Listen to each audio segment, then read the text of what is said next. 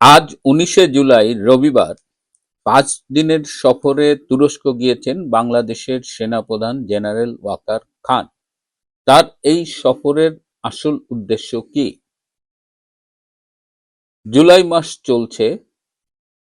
২০২৪ সালের এই জুলাই-আগস্টে যে রেজিম চেঞ্জের জন্য জঙ্গি অভ্যুত্থান হয়েছিল এবং যেখানে জনগণ প্রতারিত হয়েছিল, সেখানে মাত্র ২ বছরের মাথায় জুলাই সংক্রান্ত বিভিন্ন প্রোগ্রামে কেন এমন দর্শক শূন্যতা? আজকে মূলত এই বিষয়গুলো নিয়ে কথা বলবো। শেষ পর্যন্ত সাথে থাকবেন।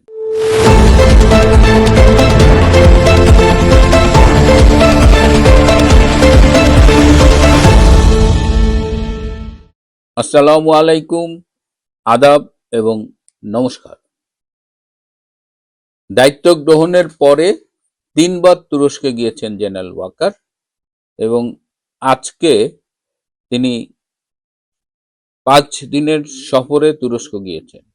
এই সফরের উদ্দেশ্য কি? বিভিন্ন প্রতিরক্ষা শিল্প প্রতিষ্ঠান ঘুরে দেখা এবং শেষ দিকে একটি সেমিনারে অংশগ্রহণ, বাংলাদেশের আকাশ প্রতিরক্ষার কৌশল নিয়ে আয়োজিত এই সেমিনার।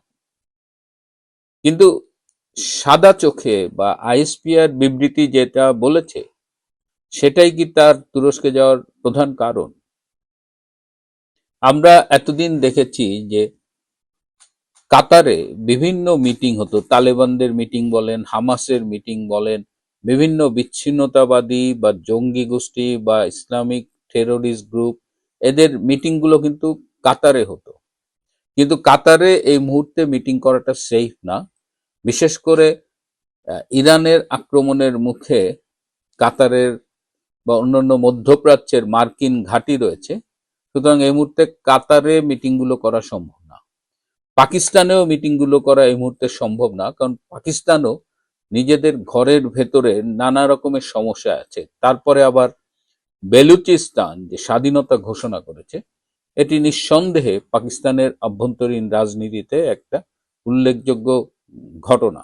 এবং বেলুচিস্তানে এই যে স্বাধীনতার আন্দোলন, স্বাধীনতা তারা ঘোষণা করেছে, তাদের কিন্তু একটা জনপ্রিয় স্লোগান ছিল, শেখ মুজিবের পথ ধরো, বেলুচিস্তান স্বাধীন করো। তাদের উর্দু ভাষায় এটি। এবং তারা তাদের এই স্বাধীনতা সংগ্রামে প্রায়শই তারা শেখ মুজিব কিংবা মুজিবের নাম তাদের সামনে প্রেরণা হিসেবে উচ্চারণ করেন।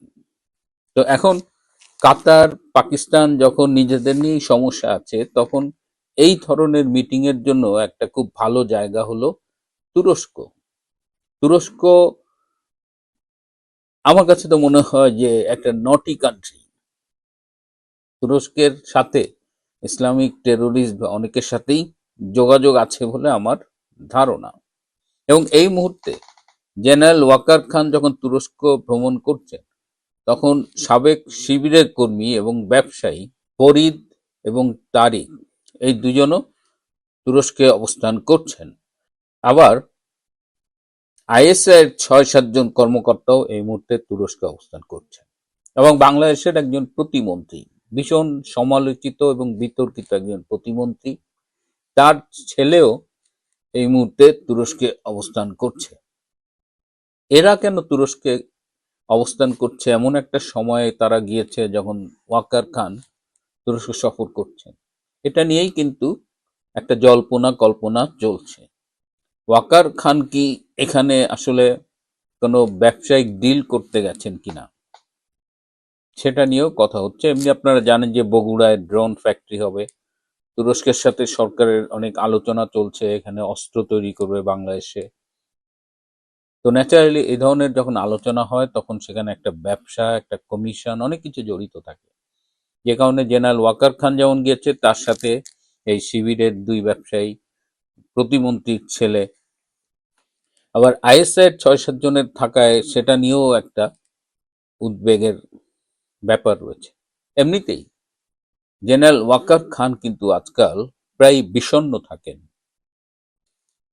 তারা যে তিনজন ত্রিরত্ন, তিন বাহিনীর প্রধান ষড়যন্ত্র করে যে জুলাই আগস্ট জঙ্গি অভ্যুত্থান ঘটিয়েছিলেন, তার একটা উইকেট কিন্তু পড়ে গেছে।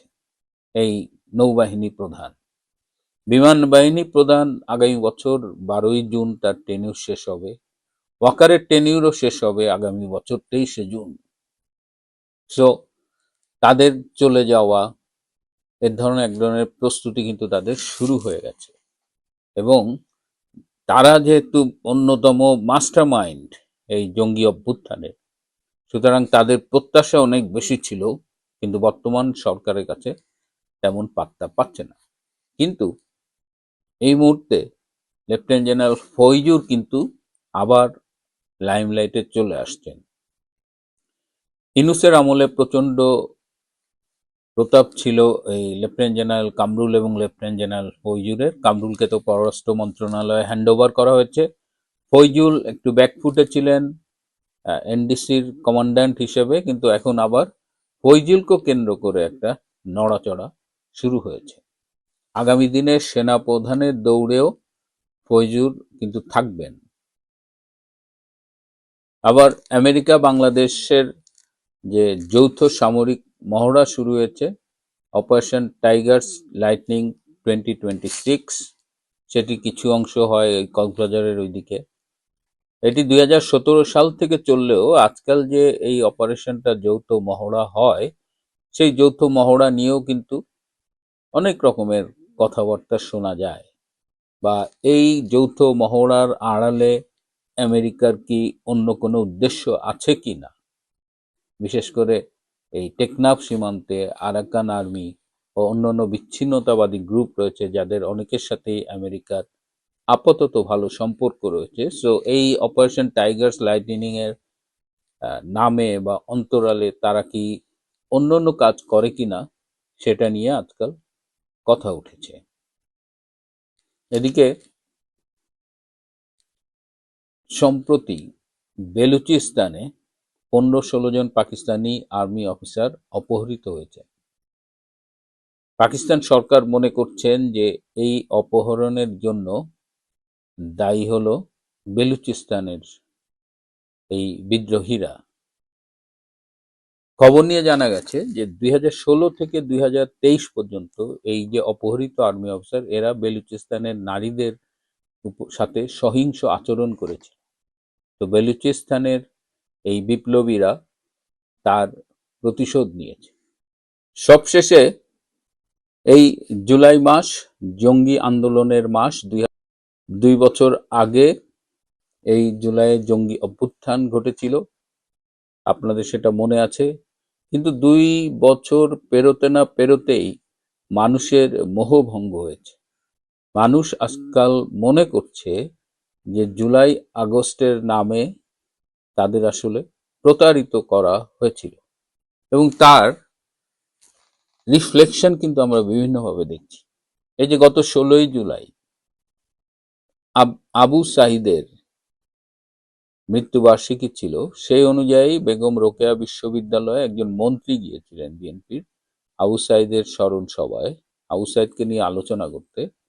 সেই সভাটির যে ছবি আমরা পেয়েছি, তাতে প্রায় 70% সিট খালি ছিল। মন্ত্রী পর্যন্ত বলতে বাধ্য হয়েছেন যে জুলাই স্পিরিট, আবু সাঈদের নাম তিনি মনে করেছিলেন যে বিশ্ববিদ্যালয়ের ছাত্রছাত্রীদের উপস্থিতিতে এই সভাটিতে উপচে পড়া ভিড় হবে। কিন্তু যে ছবি আমরা দেখলাম, আসলে মানুষের মোহ ভেঙে গেছে। এই জুলাই আগস্ট নিয়ে একটা বইয়ের মোড়ক উন্মোচন ছিল, সেই মোড়ক উন্মোচনের অবস্থা আরো মাজুর। দেখেন, আমি ছবিটা দেখাচ্ছি।